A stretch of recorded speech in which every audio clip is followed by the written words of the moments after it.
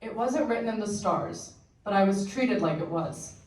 I was told it wasn't my destiny, but I was treated like it was. Gifted and talented in elementary school, advanced honors classes in middle school, and an AP stuff course load in high school.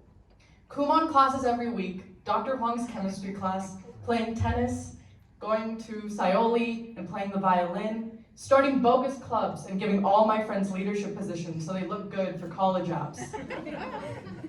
If you're an athlete, you played tennis or swimming. If you were a philanthropist, you did tutoring. And if you were a songbird, you did Karnataka music. While I listed off those activities, someone might have come to mind, maybe a demographic.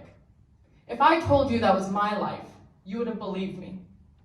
Now, I know many of you know where this is going, and I hope you haven't written me off as just another Asian American student complaining about stereotypes. Because today, I don't want to add to the saturated dialogue around why Asian stereotypes are harmful, and they are. I'd rather like to criticize, which is sophisticated complaining, how we look to remedy and help Asian American students who are facing the struggles of trying to live up to Asian American stereotypes. Now, this is an anecdotal story, so let me tell you about myself.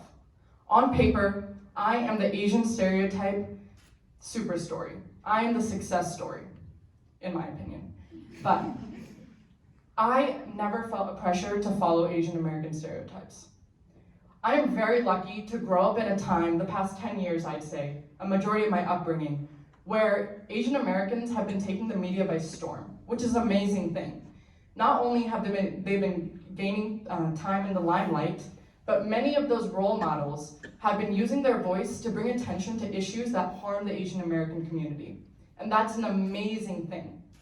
From how Asian women are hypersexualized in our media, or Asian men are seen as incompetent, to in this case, academics, and living up to Asian stereotypes and how they're so harmful.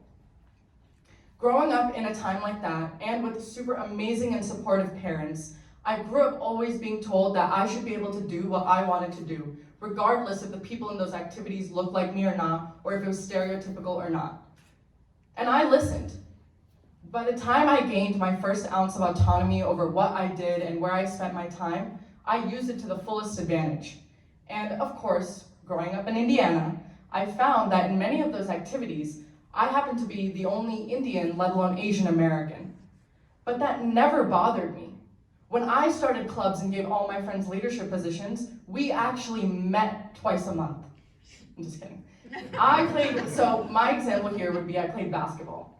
And just like my brother, because I love copying him, but I did fall in love with the sport. And I found that going to tournaments, going to practices, I was the only Asian American.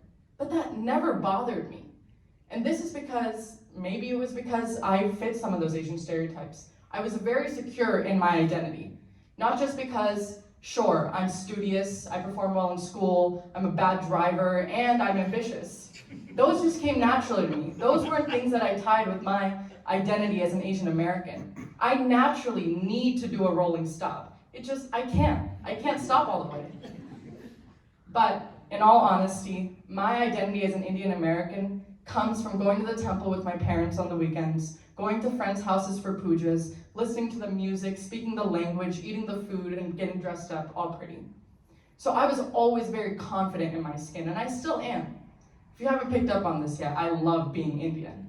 I love it. And so when I was the only Asian or Indian American person in my activities, like I was told was fine, I never minded it. Obviously, it would be ignorant of me to say that racism or microaggressions didn't exist and I didn't face them.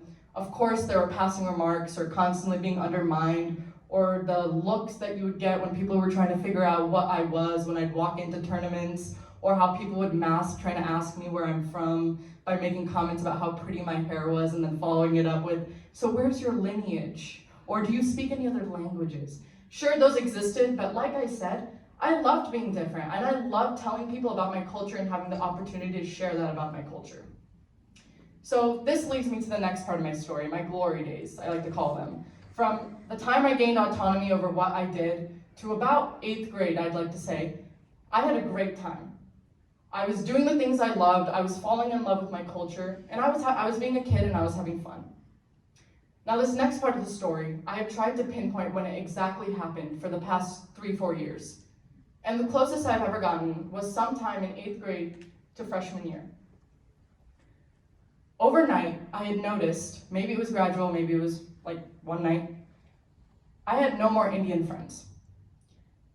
Over the course of those 2 years, I had successfully been dropped by all of my Asian or Indian friends, and I had been left excluded from those communities. The same community that provided me a place of home and a feeling of belonging, I was no longer revered to be a part of. Shortly after this discovery, about freshman year, I was told that I was granted a new nickname. I was being called whitewashed. Exactly.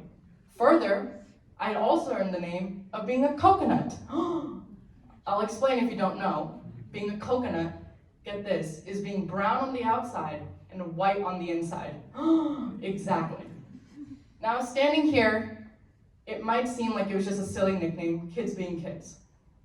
But to me, as somebody who grew up with being Indian such a big part of who I was, having that part of me being invalidated left me bare. A big part of my confidence, my self-esteem, my comfortability within my own skin was taken away from me. Not only was I being called whitewashed, I was being called and people were talking about me as if I was embarrassed to be Indian. And that hurt, and it was harmful. So, as a 14-year-old girl, I did what I had to do. Like in the movies, I changed who I was. And I know it might seem cliche, but it is what I did. I got a balayage. I started to do things where I found other Asian and Indian Americans. I almost convinced myself fully that I liked chemistry. And I joined all the clubs, and I tried to join all those friend groups, and I was still left out. Because where my heart wasn't with those that looked like me. And I wasn't fitting that stereotype completely. Now, I'll finish the story for you before I make my big point. I do look back at it now, and I see those kids in the hallways. I often look down, because I am quite tall. I do see those kids that called me whitewashed or a coconut, and I cringe to myself as to how I let them get to me. Or I look back on it now and I do a TED Talk about it, or I look back on it and I laugh at myself. Or I cringe that I thought chemistry was fun. It was not fun. But in the limelight, I love who I am now, and it's great.